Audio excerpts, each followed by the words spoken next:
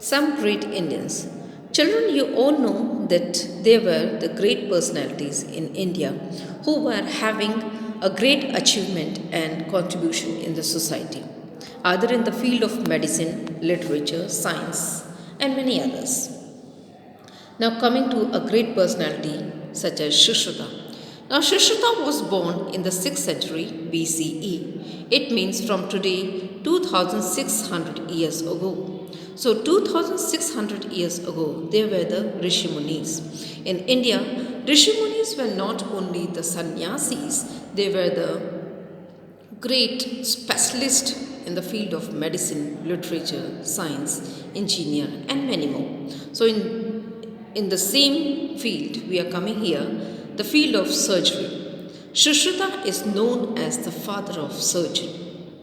He learned surgery and medicine in Varanasi and became a famous surgeon.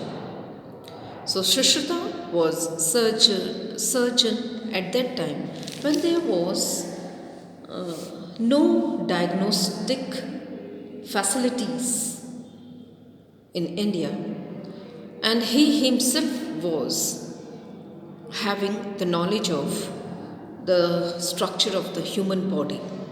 He was having the exhaustive knowledge. He was having the great knowledge. इसको हम कहेंगे कि सुश्रुता के पास human body का के structure का संपूर्ण ज्ञान था. ये उस वक्त सर्जरी किए जब लोगों को इसके बारे में कुछ खास ज्ञान नहीं था. तो एक तरह से इनको संपूर्ण ज्ञान हो चुका था ह्यूमन बॉडी के बारे में, और इसीलिए वे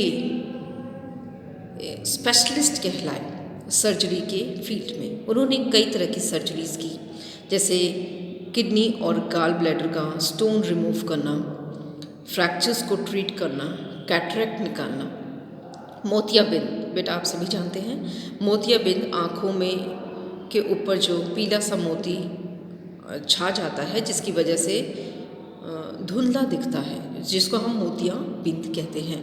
तो मोतियाबिंद को रिमूव करना कोई आसान बात नहीं है जहां हम नहीं जानते कि ऑपरेशन कैसे करना है. सो इन दिस वे उन्होंने ह्यूमन बॉडी का संपूर्ण नॉलेज लिया था, और उसके ऑपरेशन के लिए जो टूल्स है वो भी खुद ही बनाते थे.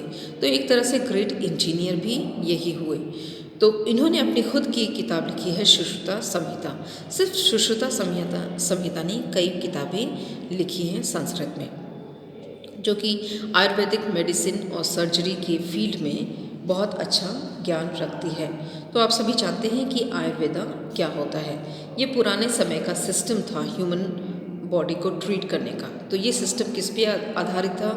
ये सिस्टम आधारित था हर्बल ट्रीटमेंट्स पे, ठीक है, या फिर योगास पे, या फिर खान पान पे. तो इन पे ये आधारित था. तो आप सभी जानते हैं कि आज भी आयुर्वेदा इंडिया में बहुत ही रिस्पेक्ट की जाती है, क्योंकि ये बताता है कि बॉडी में आपकी बॉडी में क्या प्रॉब्लम है, आपका खान पान कैसा होना चाहिए, जिससे हम उस बीमारी को जड़ से ख़त्म कर सकें. तो उन्हें सुश्रुता को मेडिसिन के बारे में, आयुर्वेदिक मेडिसिन के बारे में व्यापक ज्ञान था, और इसीलिए उसी परिप्रेक्ष्य में वो एक ग्रेट टीचर भी बने आखिर में, क्योंकि उनको ही पूरा सर्जरी का ज्ञान था और उसको कैसे ट्रीट करना है. तो इसीलिए वो एक ग्रेट सर्जन ही नहीं, but he was a great teacher in the medicine.